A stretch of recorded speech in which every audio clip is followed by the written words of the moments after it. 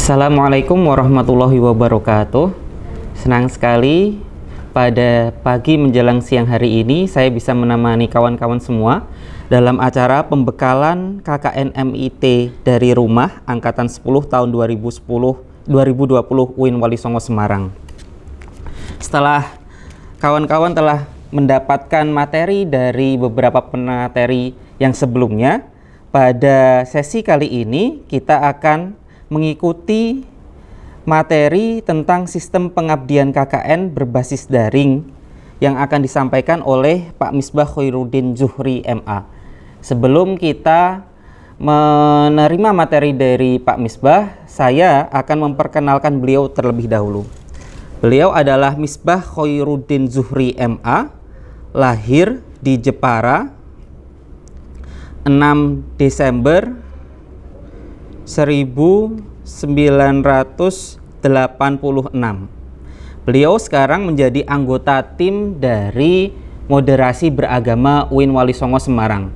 Beliau juga merupakan dosen UIN Wali Songo Semarang di Fakultas Usuluddin dan Humaniora. Demikian pemaparan dari CV beliau. Untuk mempersingkat waktu, saya akan mempersilahkan Pak Misbah Khairuddin Zuhri untuk menyampaikan materi.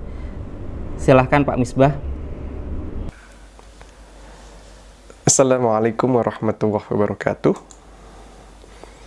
Yang terhormat Rektor UIN Wali Songo Semarang, Ketua dan Sekretaris Lembaga Penelitian dan Pengabdian kepada Masyarakat, Kepala Pusat Pengabdian kepada Masyarakat, panitia dan peserta KKN MIT dari rumah, serta moderator yang berbahagia. Dalam kesempatan kali ini, kita akan meneruskan diskusi dari tahapan-tahapan yang sudah dilalui terkait bagaimana sistem pengabdian kepada masyarakat berbasis daring bisa diimplementasikan, dan bagaimana kita bisa membuat konten yang menarik untuk kita diseminasikan di media sosial.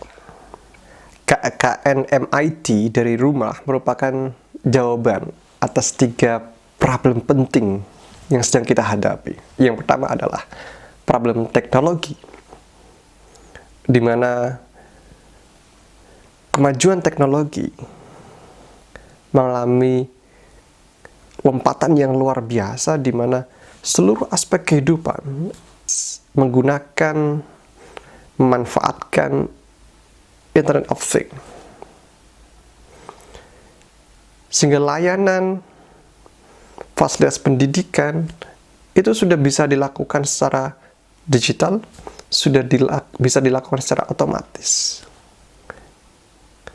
Yang kedua, kita juga menjawab dampak dari kemajuan teknologi tersebut adalah munculnya era yang disebut dengan era disruption, di mana terjadi perubahan pola kehidupan masyarakat, di mana yang dulunya dalam proses interaksi itu dilakukan di ruang realitas, tapi sekarang dilakukan di ruang virtual.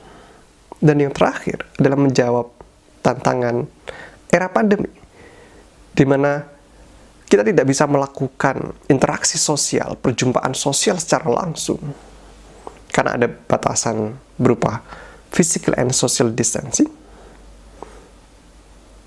sehingga kita tidak bisa melakukan pengabdian masyarakat secara langsung.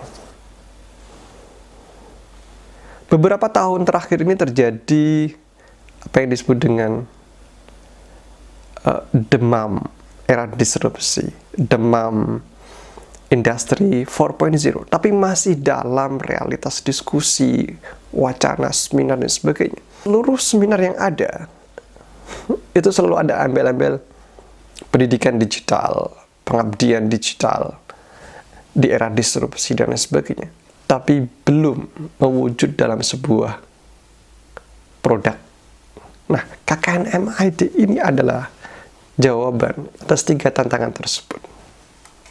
Lantas pilihannya ada 2. terkait dengan jawaban atas 3 tantangan tadi.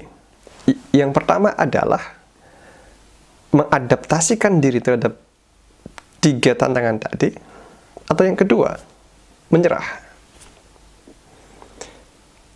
Pilihannya kita harus mengadaptasikan diri. Dengan apa? Dengan melakukan inovasi terhadap proses pembelajaran, proses penelitian, dan proses pengabdian kepada masyarakat. Di antara dampak dari 3 tantangan teknologi, era disrupsi, dan pandemi adalah: pertama, terjadinya perubahan sosial, di mana relasi individu dengan individu yang lain, relasi komunitas dengan komunitas yang lain, relasi kelompok dengan kelompok yang lain mengalami perubahan. Di era pandemi ini misalnya, halal bihalal mudik yang biasanya dilakukan secara langsung, ini harus dilakukan secara virtual. Ngaji selama bulan Ramadan kemarin yang biasanya dilakukan secara langsung di pesantren, di masjid, dan sebagainya, itu juga harus dilakukan secara daring. Artinya ada sebuah lompatan ruang, dari ruang realitas ke ruang virtual. Itu yang pertama. Yang kedua, muncul apa yang disebut dengan digital cultural shock, gegar budaya digital. Ada kekagetan secara psikologis, ada kekagetan secara sosial, ada kekagetan yang luar biasa yang dialami oleh mahasiswa, oleh masyarakat di sekitar kita. Sebagai contoh misalnya, begitu pendidikan daring dilakukan tanpa adanya persiapan yang matang, tanpa adanya infrastruktur yang memadai, yang terjadi adalah penyesuaian di ruang kelas. Tapi kendala itu ada sebuah tahapan untuk mencapai pada pelaksanaan pendidikan daring yang ideal. Sangat wajar ketika terjadi gap dari sebuah konsep yang ideal dengan konsep yang sedang kita hadapi sekarang ini. Nah, kita sekarang ini sedang dalam tahapan transisi menuju era digital yang sebenarnya. Sehingga era pandemi ini bagi saya ini mempercepat masa depan dari gagasan pendidikan 4.0, pengabdian 4.0 yang dulu didengung-dengungkan, yang kalau tidak ada COVID, ini tidak akan terwujud. Tapi berkah COVID ini datang, mendorong kita untuk melakukan inovasi dalam bidang pengabdian masyarakat. Dan yang ketiga, salah satu dampak dari era disrupsi adalah adanya pergeseran-pergeseran. Yang pertama adalah pergeseran sumber otoritas.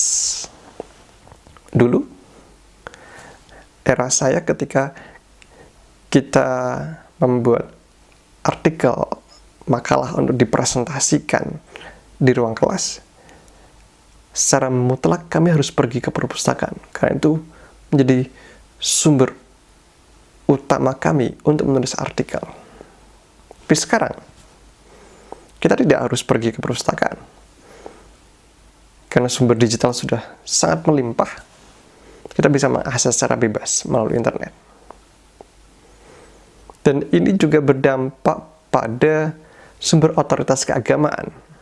Kalau dulu, sumber otoritas keagamaan bersifat institusional, diwakili oleh organ-organ keagamaan yang otoritatif. Contoh misalnya, pesantren, Ormas, NU, Muhammadiyah, dan sebagainya, MUI, kiai yang memiliki otoritas keilmuan, dan lain sebagainya. Tapi sekarang, dari institusi keagamaan tadi beralih menjadi institusi personal, di mana masing-masing individu itu bisa menjadi sumber rujukan.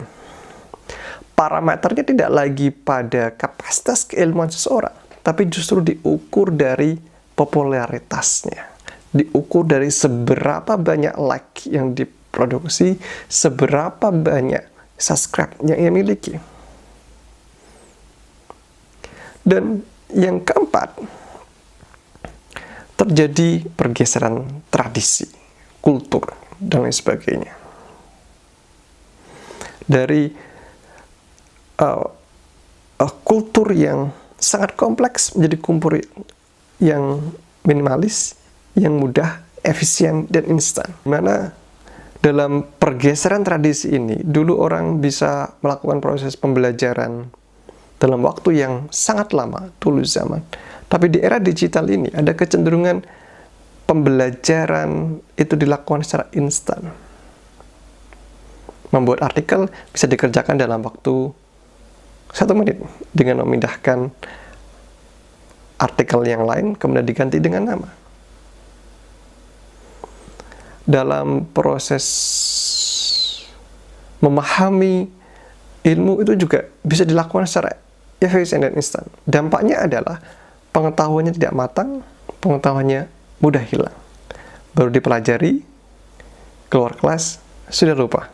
Pertanyaan selanjutnya adalah, adakah dampak sistemik ketiga tantangan tadi berupa teknologi, era disrupsi, dan era pandemi terhadap pelaksanaan pengabdian kepada masyarakat? Setidaknya berdampak pada 4 hal. Yang pertama adalah ruang, kedua adalah subjek dampingan, ketiga program, yang terakhir adalah luaran. Yang pertama, terkait dengan ruang. Adanya pergeseran dari ruang realita menuju ruang virtual. Dulu KKN yang bisa dilaksanakan di masjid, di komunitas masyarakat, di wilayah-wilayah tertentu misalnya, ini harus dilaksanakan di ruang digital.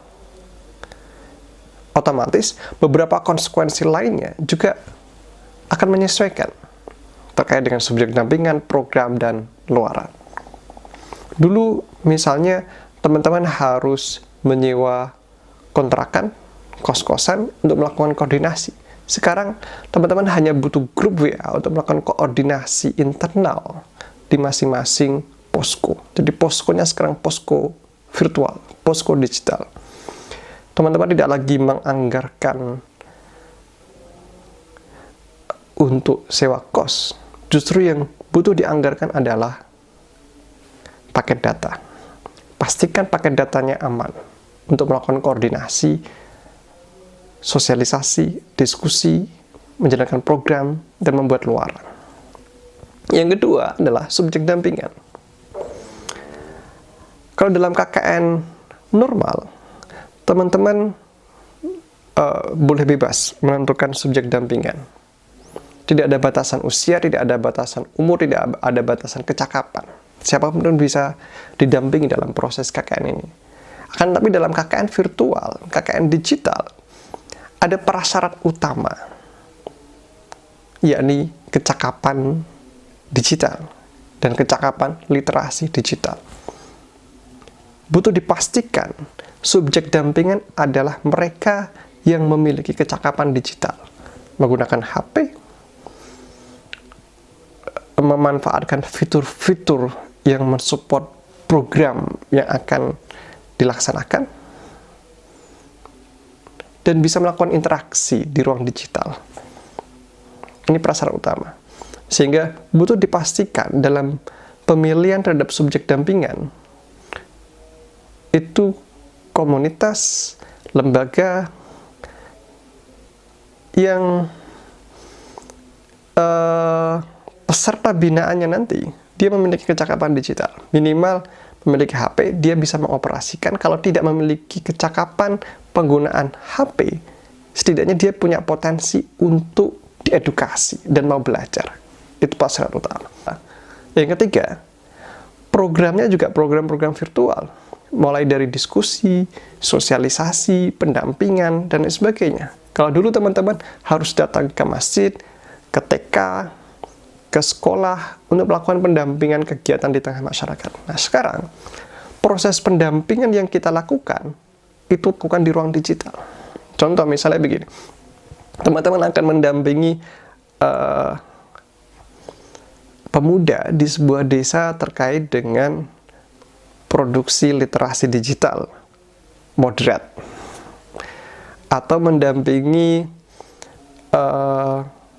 Kang dan Mbak santri di pesantren untuk memproduksi teks-teks moderasi beragama berbasis pada kitab-kitab turos misalnya, atau mendampingi ibu-ibu jamiah pengajian untuk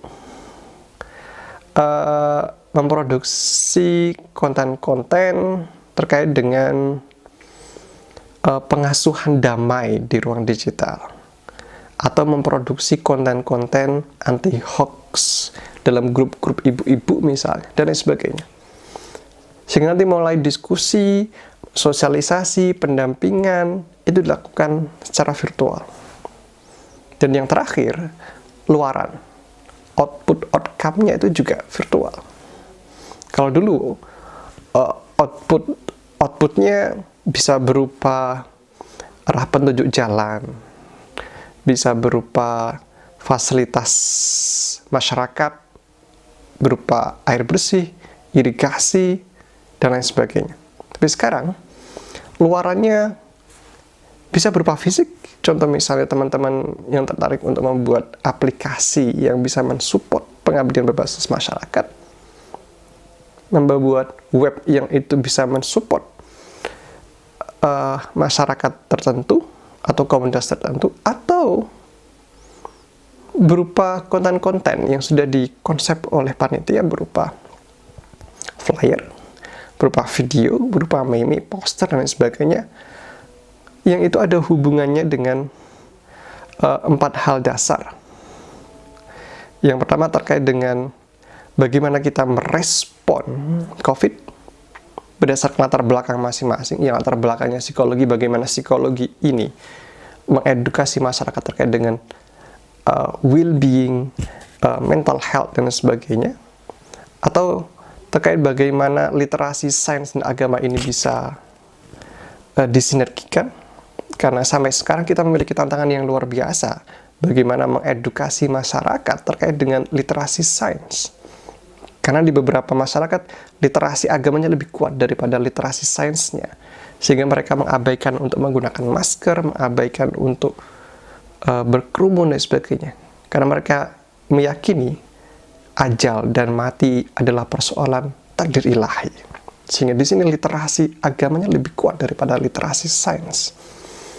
Atau terkait dengan moderasi beragama, bagaimana kita bisa mendiseminasikan terkait dengan gagasan-gagasan moderasi, gagasan-gagasan wasatiyah, gagasan-gagasan wali songo, itu bisa diimplementasikan, bisa dikemas dalam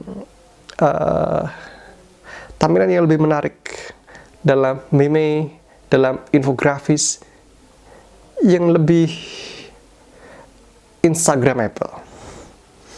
Atau yang terakhir terkait dengan pendidikan dan dakwah agama. Lantas, bagaimana kita bisa membuat luaran berupa meme, flyer, poster dengan konten yang menarik?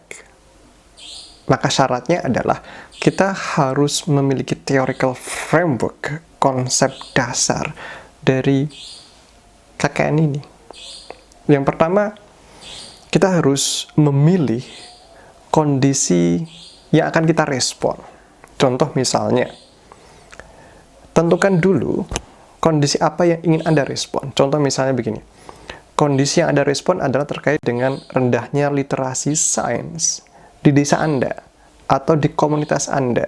Misalnya Anda memahami bahwasanya masyarakat di desa Anda itu lebih taat terhadap literasi agama dibandingkan literasi sains. Literasi sains diabaikan, lebih mendahulukan literasi agama. Atau misalnya, kok sepertinya tidak ada teks-teks keagamaan yang mendorong pada penanganan COVID-19 misalnya. Nah, maka nanti programnya, kontennya adalah memperkuat penanganan COVID dengan suplai literasi keagamaan berbasis kitab kuning dan turos. Atau misalnya di ruang digital, ruang-ruang konsultasi keagamaan pertanyaan dan jawaban terkait dengan persoalan-persoalan keseharian itu kurang. Maka nanti konten dan programnya, serta luarannya, itu nanti akan berkaitan terkait dengan memproduksi, menyediakan tanya jawab Q&A di ruang digital. Atau misalnya kondisi yang Anda pilih adalah terkait dengan tidak adanya atau kurangnya atau minimnya pengasuhan damai di ruang digital. Tidak adanya edukasi terkait dengan pengasuhan bagi ibu-ibu muda di ruang digital. Nah, maka nanti konten dan programnya adalah bagaimana program ini bisa memberikan edukasi terkait dengan pengasuhan damai bagi ibu-ibu atau orang tua di ruang digital. Atau misalnya kurangnya pemahaman terkait dengan perundungan, bullying di ruang digital. Atau misalnya kurangnya pemahaman metodologis terkait dengan Islam yang rahmatan lil alamin. Atau misalnya situasi di mana tidak adanya info yang memadai terkait dengan Wali Songo. Tidak ada infografis terkait dengan sejarah Wali Songo misalnya. Maka nanti konten dan programnya adalah mengisi tentang infografis atau sejarah grafis terkait dengan Wali Songo. Atau misalnya tidak ada info yang memadai, tidak ada data yang memadai, tidak ada konten yang memadai terkait dengan ajaran-ajaran Wali Songo di ruang digital. Nah, kondisinya seperti, maka nanti program-programnya juga akan menyesuaikan untuk mensuplai ajaran-ajaran dan nilai-nilai luhur yang diajarkan oleh Wali Songo di ruang digital melalui meme, flyer, video, poster, dan lain sebagainya. Atau misalnya kondisinya adalah kurangnya kajian kitab kuning dengan pendekatan yang populer dan menarik di ruang digital. Maka nanti kontennya dan program start luarannya adalah mensuplai terkait dengan konten-konten kajian kitab kuning di ruang digital. Atau misalnya kurangnya kajian nahwu dan sorob serta kajian keagamaan yang praktis di ruang digital. Maka nanti suplainya menjawab kondisi tersebut. Atau misalnya tidak ada teknik terkait dengan bagaimana mendamping pembelajaran anak di rumah oleh orang tua. Nah, maka nanti kontennya adalah terkait teknik-teknik strategi mendampingi pembelajaran anak di rumah. Atau misalnya bagaimana psikologi ini berperan dalam mengurangi tingkat kepanikan, tingkat stres masyarakat di era pandemi. Atau misalnya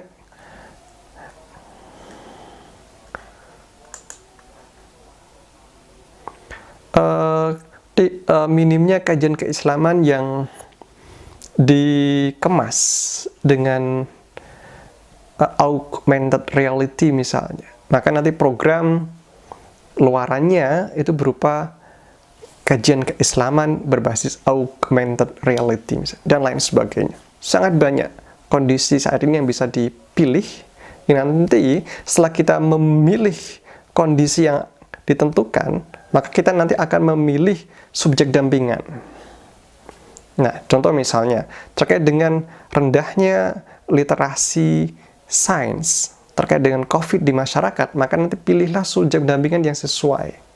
Dan tentu syaratnya literasi dan kecakapan digitalnya memadai. Contoh misalnya, pemuda desa di kampung A, atau misalnya santri dan santriwati di pesantren B. Usahakan antara kondisi yang dipilih dengan subjek dampingan itu berhubungan, di mana subjek dampingan itu memang memiliki pengalaman terkait dengan persoalan dan kondisi yang dipilih. Tujuan untuk apa? Agar proses pendampingan ini memiliki dampak. Nah, setelah itu baru tentukan programnya. Program apa yang sesuai untuk menjawab kondisi yang Anda pilih. Contoh, misalnya terkait dengan minimnya literasi keagamaan. Maka programnya adalah penguatan literasi keagamaan untuk penanganan COVID. Maka suplailah hadis-hadis, suplailah sejarah-sejarah keislaman, suplailah teks-teks keagamaan yang itu ramah terhadap penanganan COVID-19. Atau ketika misalnya dipilih rendahnya pendampingan psikologis terhadap korban terdampak COVID atau masyarakat yang hidup di tengah COVID, maka suplai-suplai terkait dengan mental health itu bisa dimasukkan dalam program. Setelah itu, setelah programnya sudah didapat, selanjutnya adalah tentukan target. Contoh misalnya ketika rendahnya literasi sains di masyarakat, targetnya adalah masyarakat mulai memahami tentang pentingnya untuk mematuhi protokol kesehatan misalnya. Masyarakat mulai sadar untuk menggunakan masker ketika beribadah. Masyarakat mulai sadar untuk mematuhi protokol kesehatan dan sebagainya. Itu targetnya. Setelah itu, susunlah program. Nah, programnya itu bisa mulai pra-kegiatan dengan melakukan koordinasi internal dengan teman satu posko, satu grup, kemudian menentukan detail programnya siapa, sosialisnya bagaimana, konsep pendampingnya bagaimana, kontennya apa, luarannya bagaimana. Setelah itu proses pelaksanaan, dan tolong difikirkan bagaimana kelanjutan program tersebut. Sehingga program yang sudah didesain, keluaran yang sudah dihasilkan, itu memiliki kesinambungan. Tidak terhenti setelah KKN. Menariknya, KKN virtual adalah jejak digitalnya akan abadi. Begitu kalian upload konten di Instagram, Facebook, dan YouTube, maka secara otomatis akan terrecord di internet. Meskipun ada delete, tapi jejak digitalnya biasanya masih ada. Contoh misalnya saya pernah meneliti terkait dengan jejak digital radikalisme di internet misalnya, meskipun kontennya itu sudah dihapus, tapi kita masih bisa melacak sisa data terkait dengan web atau konten-konten tertentu di internet. Jadi digital footprint itu abadi sifatnya, sehingga pastikan kontennya itu benar-benar patut untuk dipublish. Oleh karena itu, yang butuh disiapkan sebelum membuat konten adalah, pertama, tentukan kondisi saat ini yang Anda pilih. Apakah keterbatasan literasi sains, keterbatasan literasi moderasi, atau keterbatasan kajian-kajian kewali songonan atau sejarah wali songo dan lain sebagainya, atau keterbatasan dampingan psikologis di ruang digital, keterbatasan konsultasi syariah di ruang digital, dan lain sebagainya. Silakan tentukan sesuai dengan latar belakang dan kesepakatan masing-masing posko. Selanjutnya, tentukan subjek dampingan. Semakin fokus, semakin terbatas, dan dampaknya luas akan sangat menarik. Bisa jadi subjek dampingannya itu kalian fokuskan pada komunitas tertentu, misalnya santri di pesantren. Meskipun sebenarnya itu nanti bisa dinikmati oleh publik, karena Anda share di ruang digital, di mana tidak ada batasan teritorial di sana. Tapi ketika Anda fokus, nanti bisa diukur, ini kondisi pra-pelatihan atau kondisi saat ini, kondisi pra-pengabdian, sama kondisi pasca pengabdian, sehingga kita bisa mengukur seberapa efektif kita menjalankan program ini. Setelah itu susunlah rencana program, kemudian programnya fokus untuk apa, kemudian tentukan targetnya, pelaksanaannya kapan, kemudian kondisi pasca program yang ingin dicapai seperti apa, dan jangan lupa tentukan rencana tidak lanjutnya. Sebagai contoh misalnya, ada program yang bernama literasi moderasi digital. kondisinya bermula karena pertama, rendahnya pemahaman moderasi beragama di ruang digital, ya, kondisi saat ini. Kedua, tidak adanya kurikulum moderasi agama digital, baik di sekolah maupun di pesantren, dan ketersediaan literasi moderasi digital di ruang virtual juga masih sangat terbatas. Masih kalah dengan suplai literasi keagamaan yang radikal, yang keras, syarat dengan violence dan sebagainya. Terus kemudian minimnya pendampingan terkait dengan pemahaman literasi digital. Maka dari situ muncullah program yang disebut dengan literasi moderasi digital. Nah, fokusnya adalah pada pembangunan infrastruktur. Atau bisa jadi nanti fokusnya pada produksi wacana berupa teks, berupa meme, berupa video. Selanjutnya diturunkan dalam kerangka program. Nah, programnya meliputi pertama perencanaan.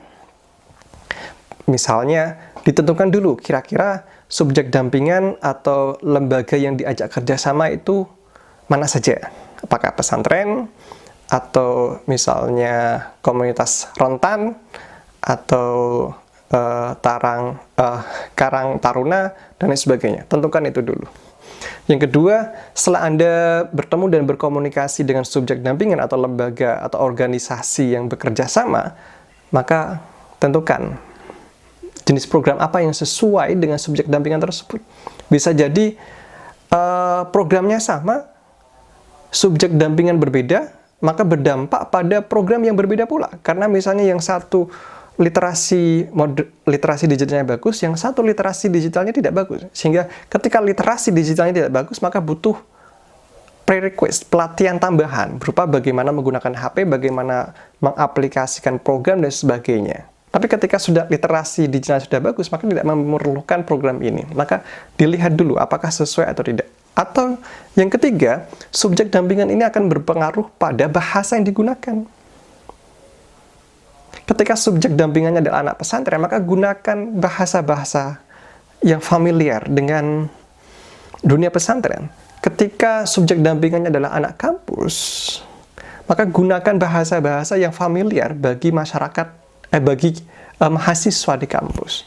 Tapi ketika subjek dampingannya adalah masyarakat di pedesaan, maka jangan sekali-kali gunakan bahasa-bahasa akademik, karena itu nanti berdampak pada miskomunikasi, atau bahkan bisa berdampak pada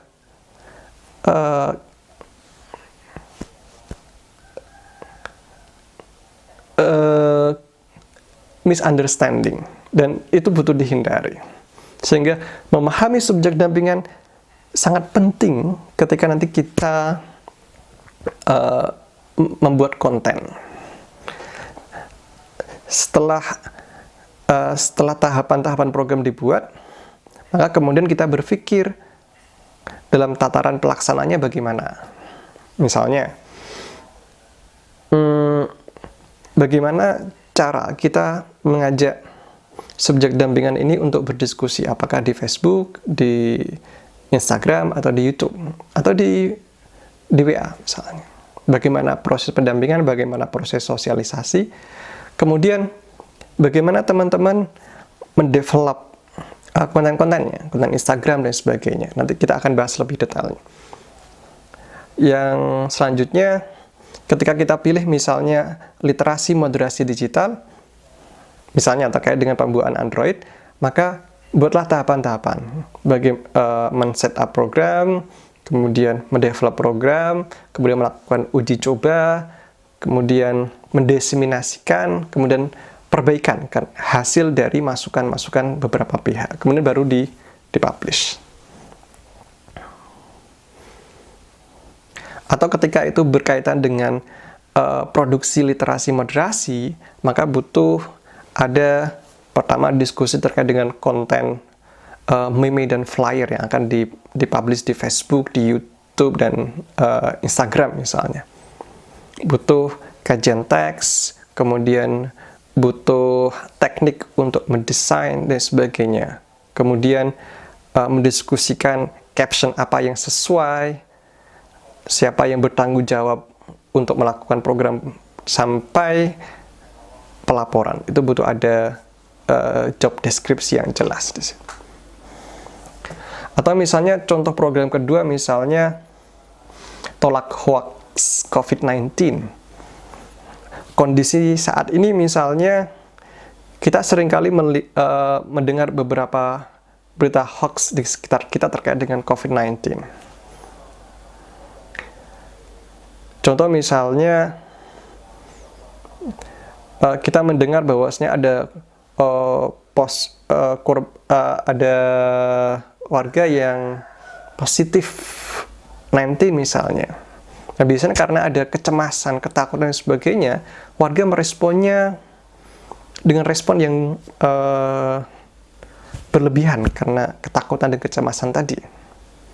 Maka kita butuh memberikan informasi yang akurat terkait dengan hal ini. Contoh misalnya ketika muncul informasi bahwasanya korban di kampus A itu sekian, biasanya nanti di masyarakat infonya berbeda.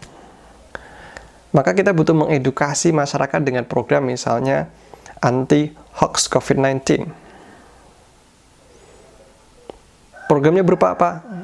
Yang pertama terkait dengan teknik menganalisa berita dari sisi redaksi judul, kemudian melakukan cek-recek data, dan lain sebagainya.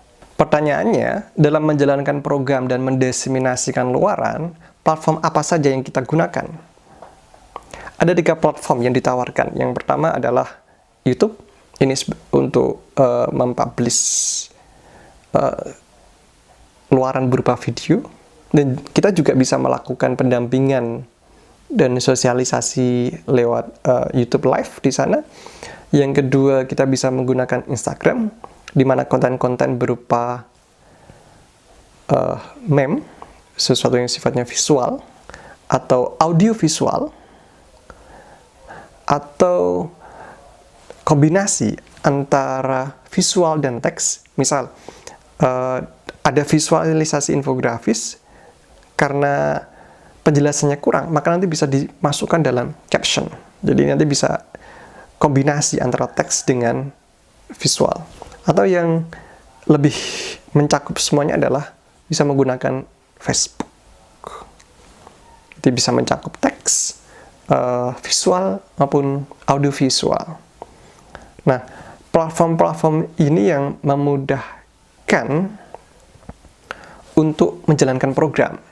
Mengingat ketiga platform ini relatif familiar bagi subjek dampingan, bagi lembaga yang akan kita bina. Untuk apa? Pertama, untuk melakukan sosialisasi, yang kedua untuk melakukan pendampingan, dan yang ketiga untuk melakukan diseminasi konten. Silakan nanti didiskusikan media mana yang paling relevan atau digunakan sebagai platform dalam KKN virtual ini. Ini tentu mempertimbangkan yang pertama jangkauan, yang kedua subjek dampingan ini lebih familiar yang mana. Contoh misalnya masing-masing subjek dampingan memiliki karakter yang berbeda-beda.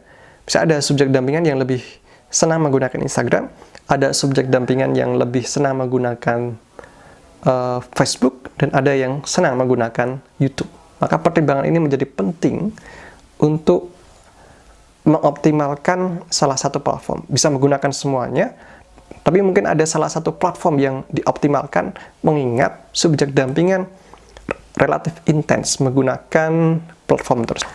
Setelah kita mengetahui theoretical framework dan konsep dasar, sebelum kita menyusun materi yang akan kita unggah di platform YouTube, Instagram, dan Facebook, maka kita butuh memahami bagaimana kita memproduksinya.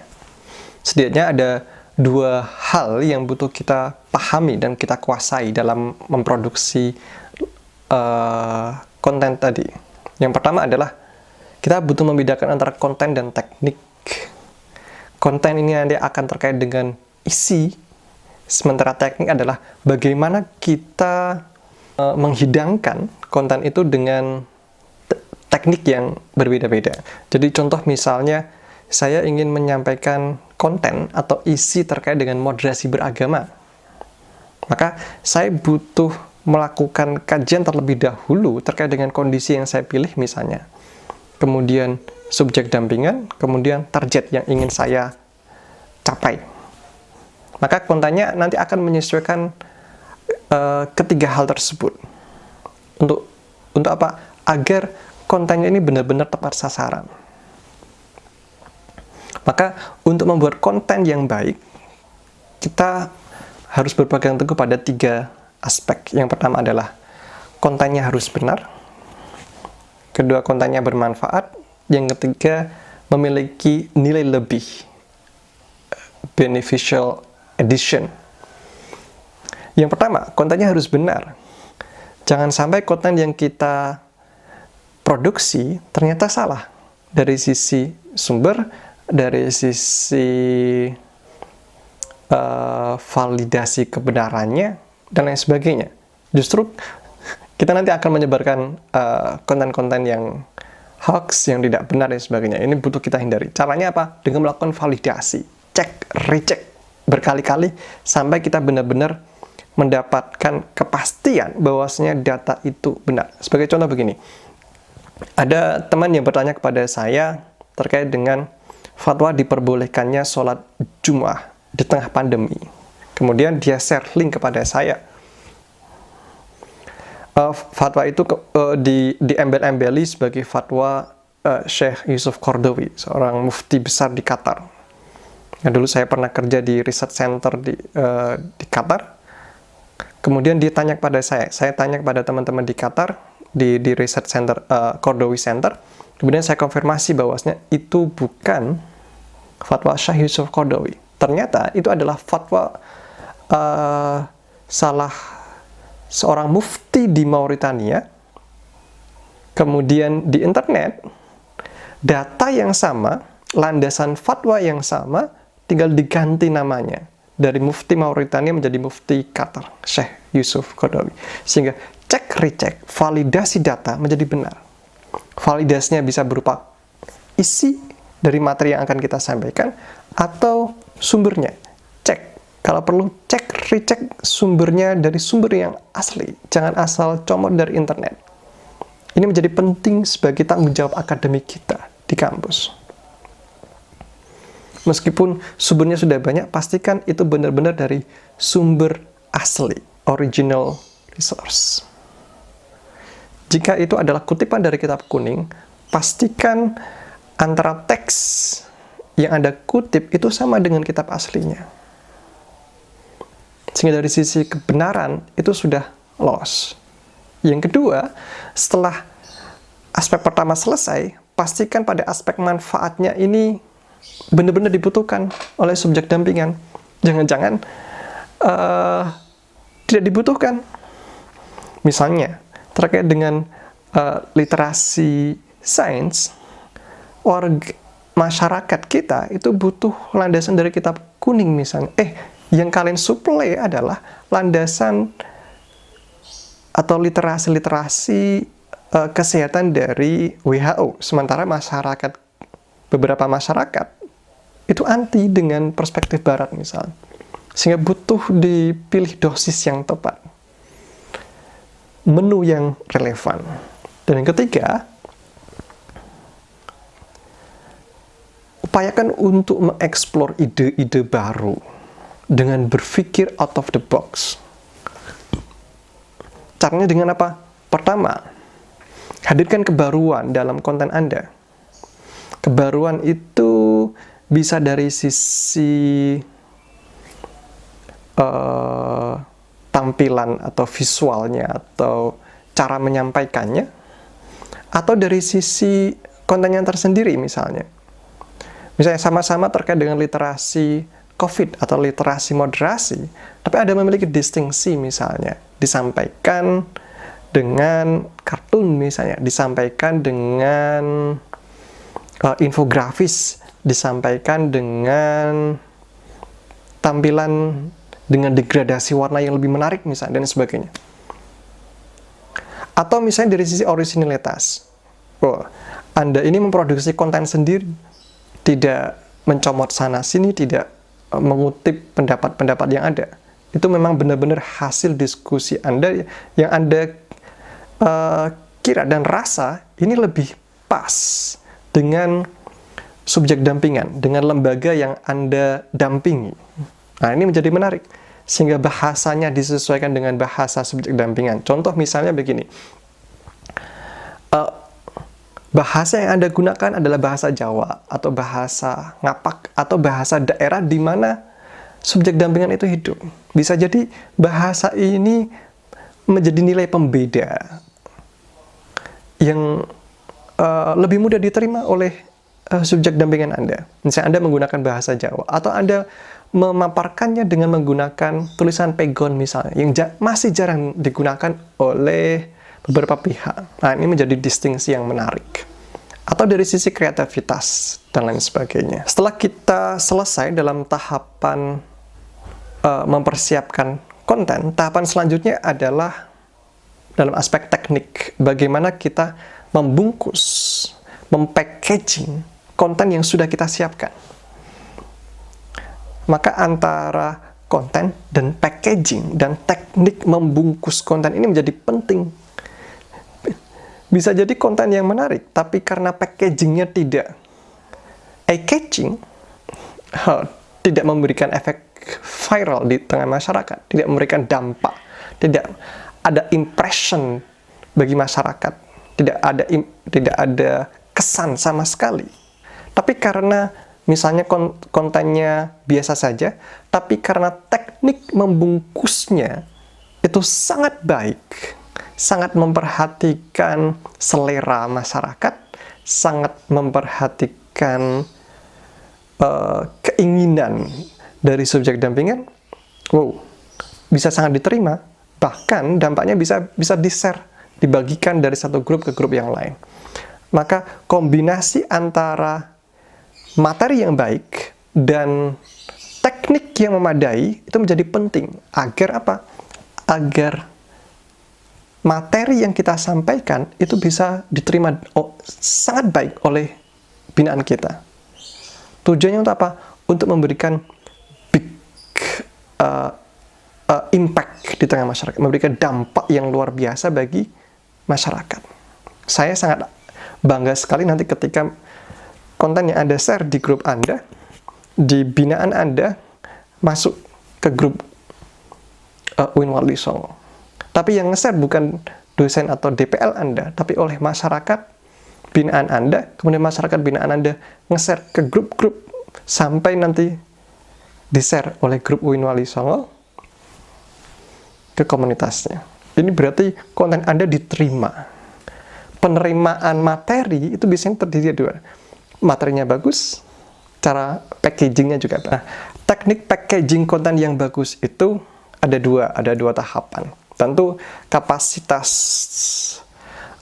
mempackage, mengemas konten berbeda-beda, sehingga tools yang digunakan juga berbeda-beda. Saya bagi menjadi dua. Pertama, untuk profesional, yang kedua untuk pemula.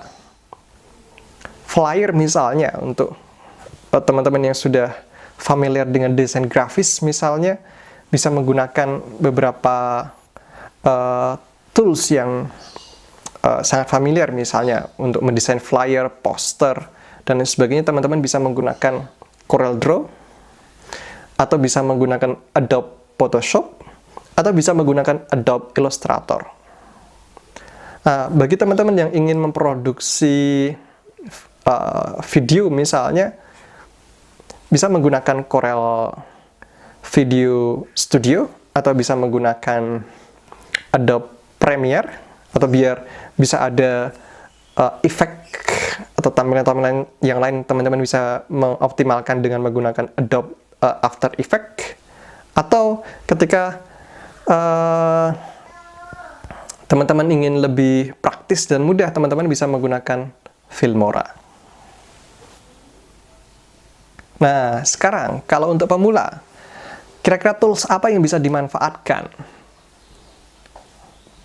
Ada banyak sekali platform yang bisa teman-teman manfaatkan. Misalnya untuk membuat flyer, teman-teman bisa menggunakan Canva. Ini tersedia di web dan di Play Store. Jadi misalnya teman-teman sambil jalan, teman-teman bisa mendesain dari HP-nya. Di sana sudah tersedia banyak sekali template. Teman-teman tinggal memilih, memasukkan konten terhadap di template yang sudah ada. Atau bagi teman-teman yang misalnya ingin mendapatkan visualisasi yang bagus, teman-teman bisa menggunakan Freepik.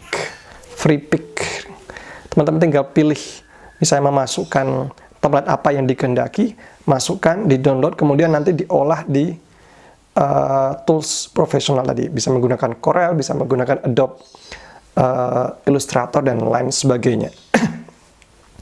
Sementara untuk pemula, ketika mau membuat konten video, teman-teman bisa menggunakan KineMaster atau menggunakan aplikasi-aplikasi di Play Store lainnya. Ada sedikit catatan yang saya jumpai ketika melihat packaging konten di media sosial. Ada beberapa hal yang bisa menjadi catatan kita bersama. Yang pertama, terkait dengan flyer. Biasanya saya melihat banyak flyer yang konsepnya hybrid. Misalnya terkait dengan literasi keagamaan yang mendukung COVID-19. Pokoknya semua teks dimasukkan dalam satu flyer, kemudian dipublish. Wah, ini kurang fokus. Yang baik adalah satu flyer, satu gagasan. Satu flyer, satu teks, satu flyer, satu tema. Kalau memungkinkan, jangan berat-berat. Karena secara psikologis, para pembaca flyer ini lebih melihat dari sisi fokus tidaknya sebuah konten di sebuah flyer. Semakin fokus akan semakin baik. Yang kedua, seringkali terjadi mismatch, ketidaksinkronan antara teks dengan gambar, antara deskripsi dengan ilustrasi. Maka upayakan antara ilustrasi yang Anda gunakan untuk menguatkan pesan di gambar, pesan di teks, itu sinkron. Misalnya ketika berbicara terkait dengan COVID-19, seseorang harus misalnya salamnya tidak boleh nempel, maka gunakan ilustrasi yang memperkuat pesan itu. Kalau misalnya gambar sudah cukup gunakan gambar saja. Tidak perlu ditambah teks, karena gambar ini lebih kuat pesannya. Terus yang ketiga, seringkali meme, flyer, dan sebagainya itu tidak mewakili perasaan dari subjek dampingan, tidak mewakili perasaan dari pembaca, sehingga tidak ada chemistry, tidak ada koneksi antara pembaca dengan pembuat. Sebanyak apapun konten yang Anda buat, kalau itu tidak match dengan perasaan, pengalaman yang dialami oleh pembaca, maka tidak akan di-share. Maka sangat disarankan ketika teman-teman membuat konten, coba lakukan riset terhadap diri Anda, terhadap teman-teman Anda, konten-konten yang itu mewakili pengalaman kehidupan subjek dampingan, mewakili peristiwa yang dialami oleh pembaca. Contoh misalnya, cara bersalaman, ini dialami oleh semua orang. Misalnya, bagaimana menangani stres ketika melakukan pembelajaran online, ini dialami oleh mahasiswa. Atau misalnya bagaimana orang tua mendampingi pembelajaran anak. Nah, ini dialami oleh orang tua ketika mendampingi pembelajaran anak di rumah. Bagaimana melakukan sholat Idul Fitri di rumah. Nah, ini dialami oleh Muslim yang melakukan sholat Idul Fitri di rumah. Maka, carilah angel yang itu merepresentasikan pengalaman dari pembaca. Yang terakhir, biasanya flyer itu biasa saja. Bahkan ada yang sifatnya adalah reproduksi ulang. Di sana buat flyer, kemudian diduplikasi dengan judul yang berbeda. Tidak ada nilai kebaruan di sana. Nah, ketika flyer itu hanya disusun dengan tadi ide yang semuanya masuk, hybrid, mismatch, tidak representatif, dan biasa saja idenya, yang ada adalah tidak memberikan impresi, tidak memberikan kesan sama sekali. Maka jangan berharap ketika flyer yang Anda buat itu isinya seperti ini, maka jangan berharap masyarakat pembaca itu akan dengan sukarela untuk meng-share konten tersebut. Tapi ketika gagasannya itu fokus, gambar dan teksnya itu nyambung, kemudian mewakili pengalamannya dan idenya luar biasa, mereka sukarela akan memposting di story, di media sosial yang mereka miliki. Dan ini dampaknya luar biasa. Terkait dengan video, beberapa hal yang kita amati, misalnya seringkali pembukaan videonya kurang menarik, misalnya kurang fokus, sehingga begitu melihat pembukaan langsung di skip. Nah, kan usahakan pembukaan sebuah video itu menarik penonton untuk melanjutkan ke tahapan selanjutnya. Kalau perlu bisa membuat penonton itu betah menonton kontennya sampai akhir. Nah, ketika kita membuat konten video dan kita menganggap bahwa audiens itu di depan kita, meskipun sebenarnya kita melakukan syuting mandiri, itu akan menjadi menarik dan membuat penonton itu merasa hadir di depan kita. Dan yang terakhir, seringkali tidak ada informasi, tidak ada edukasi, atau bahkan mungkin seringkali tidak ada aspek entertainment-nya, tidak ada aspek hiburannya. Karena seringkali beberapa penonton itu selain nonton YouTube, untuk keperluan informasi dan edukasi, mereka juga ingin mendapatkan hiburan. Nah, ini ada beberapa contoh bagaimana flyer itu dibuat dan disesuaikan dengan segmen pembaca atau subjek dampingannya.